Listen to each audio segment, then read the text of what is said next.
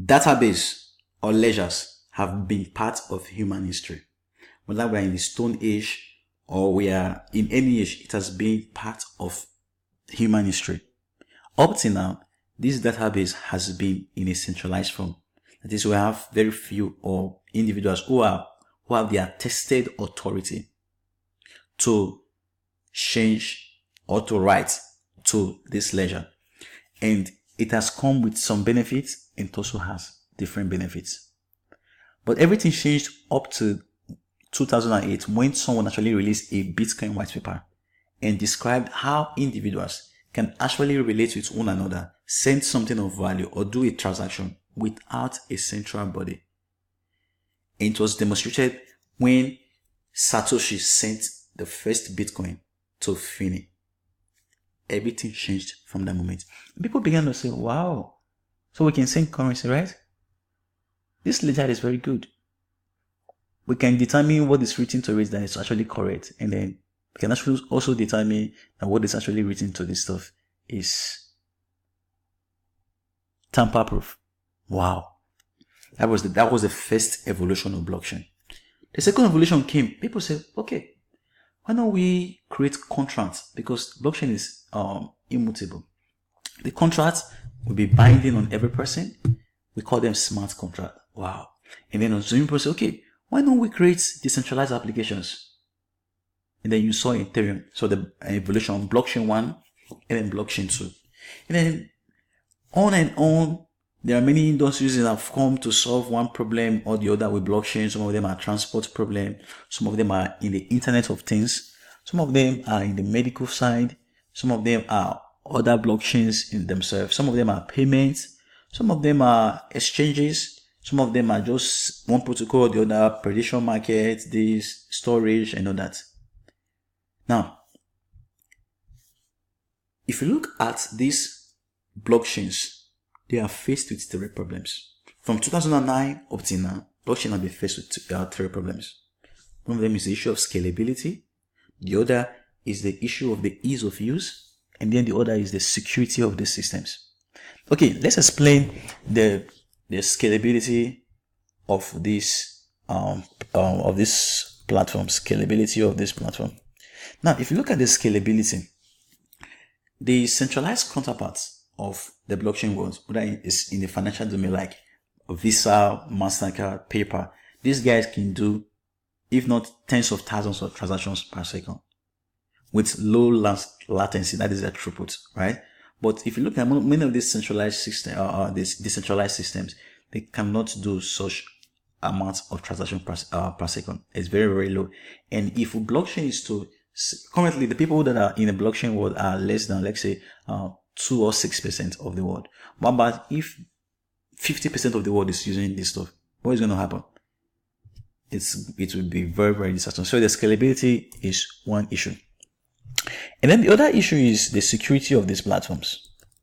So most of the times, though blockchain has not really come to a point where we are defining standards. Everybody's trying to build standard. Everybody's trying to build standard now. Okay, this is the standard and that. But blockchain has not really come to the point where we define standard, just like the XON, Standard Organization of Nigeria, or ISO, International Standard Organization, where we define the standards of what is and what is not. So blockchain has not really come to that point too. There are many times, even the people that are building these stores, sometimes the claims of, we cannot really verify the claims. So even what they are building most times, until there is a major loophole, we will not know that these platforms are not really secure. So that is one of that thing, security. And then the other thing again with blockchain that have drawn blockchain back is the ease of use. So the ease of use is not really there. There are many times you are constrained to learn one certain programming language. Like, okay, Ethereum, you are required to learn Solidity for you to be able to work with Ethereum. And what about someone who is in the C++ domain or Java or whatsoever? No, you are required to go through a whole learning curve. It has its own pros and cons, right? And then the other thing again is blockchain is non-blockchain world. So blockchain is not really many of these blockchain platforms, they don't really connect with the non-blockchain one, and it's a very very big issue. So you might be asking, okay, how will Achain now come in and solve this particular problem? Now, we've seen time like if you go on the cryptocurrency market now, you see in the early days, many of these platforms say, oh, Bitcoin is this. They just come in, the fuck off. Like you have Bitcoin, you have the Litecoin fucked off of Bitcoin, you have Dogecoin, you have Bitcoin this, Bitcoin that, you have Ethereum this, Ethereum that. So those are the stuffs they fucked off and all that. But has that really solved the problem? No. The fucked up, the circumstances surrounding the fucked up is questionable, right? So what about if we bring in systems where rather than constrain everything in one place, why not we create systems that suit a particular need? That is one of the things Achain is seeking to do. Now there are many people who are bringing attempting different things when it comes to scaling blockchain. Some of them are saying, okay, why don't we bring sharding, where we can actually divide the network into different components. Where one network is maybe one part of the network is doing this task, another part of the network is doing this task. But the approach that Achain is seeking is forking. So what that means is you're not just coming to fork the system because of disagreement. No, we're forking the system. We're forking the system to meet a particular need. So if we want to go for insurance, we bring the criteria. Okay, our insurance blockchain was thinking to build. This is the throughput we're looking for. This is the consensus mechanism we want to use. This is the block time we want to use. And just define the parameters, and then you can fork the system and go with your community and build on. So that is one way that Achain is solving scalability. And then another thing again is Achain is improving on the delegated proof of stake algorithm by bringing a result delegated proof of stake. So it's a new system. It's an improvement of the delegated proof of stake. Now, you might be asking, okay, how will Achain now solve the issue of smart contract? How do we prevent things like the DAO attack? How do we prevent all these different attacks or hacks and whatsoever, or insecurity in smart contract? There is something called the sandbox. So Achain has a sandbox. A sandbox is an environment where you can actually test and see, okay, how a thing will work before we deploy to the real world. So it's like you have the American people, maybe the pilots or the people in the war field, right? They test. There's something called the simulation. You simulate, and it's like an overview of how it is in the real world. So that is a sandbox. You simulate and see how it's going to be in the real world. So the sandbox will run the sandbox and say, okay, this is how it's supposed to be in the real world. Oh, these are the loopholes. The sandbox will reveal the loopholes, and then put the necessary corrections and all that, so that it does not get to the real world that it becomes very, very bad. And you might be saying, okay, how will Achain solve the ease of use? So Achain will be using the Lua version, the Lua programming language, and then we'll also be developing the Lua version machine. It's very, very easy to use. And then in the future, they are seeking to bring other programming language, so that you don't be, if you're in C++, if you're in Java, if you're in any programming language, keep adding it, so you can actually learn this stuff very, very easy and start building your own stuff.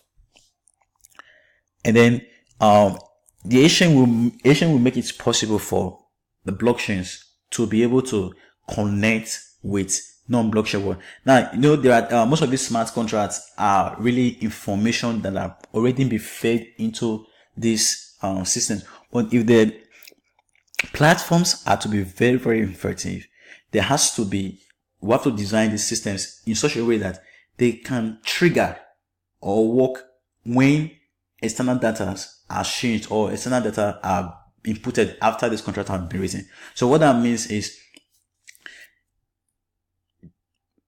Achain is going to bring in data oracles that will feed real world data to the system so that they can be very, very interactive. And that is the thing they're bringing. Then they're also proposing the value exchange protocol. So the value exchange protocol is what will determine things like communication between one blockchain or the other. So it includes the following information like blockchain registration information, network identity, service identity, cross-chain verification protocol, communication protocol, assets exchange protocol, rewards and punishment mechanism, and all that. And then you might be asking, okay, what will this platform be able to do? It can be applied in supply chain, it can be applied in insurance, it can be applied in anything. The amazing thing about this platform is we don't have to put everything in one place. You have a need, you fork the system to suit your need. And there are many platforms that have been building on Achain so far. Let's see the apps. So if you go on the website, you will see some of the applications that are already running on this Achain platform. And it's a very, very good, there are very many, like I wrote here, there are over 52 platforms that are already, okay, currently there are over 110 DApps that are running on this platform. And then you might be asking, okay, do they have loyalty programs? Yeah, they have loyalty programs where if you lock up your tokens in a wallet, let's say the Kcash wallet, you can get some coins on a monthly basis. That is a very, very good one. And not only that, this system works because one of the things about the ease of use, I told you that you can actually fork the system to meet your need. So what happens is that whenever there is a forking in the system, you receive a 1-to-1 ratio of the new coin. So if you have one Achain, you're going to get one of that platform, and that is a very, very amazing stuff. Then another thing about the ease of use that I said it to support a multiple programming language, and then and visualize development for rapid development, which is a very, very good one. And they have some of the partnerships and all that. So one of the partnerships is that they partner with Android Studio. The main goal of this partnership is simply to bring blockchain education to as many people as possible. So you might be asking, okay, what is this company all about? Who is behind the company and all that? Now, the company, the governance has to do with the people who are in the administrative domain, the strategy domain, the technology domain, and then the marketing domain.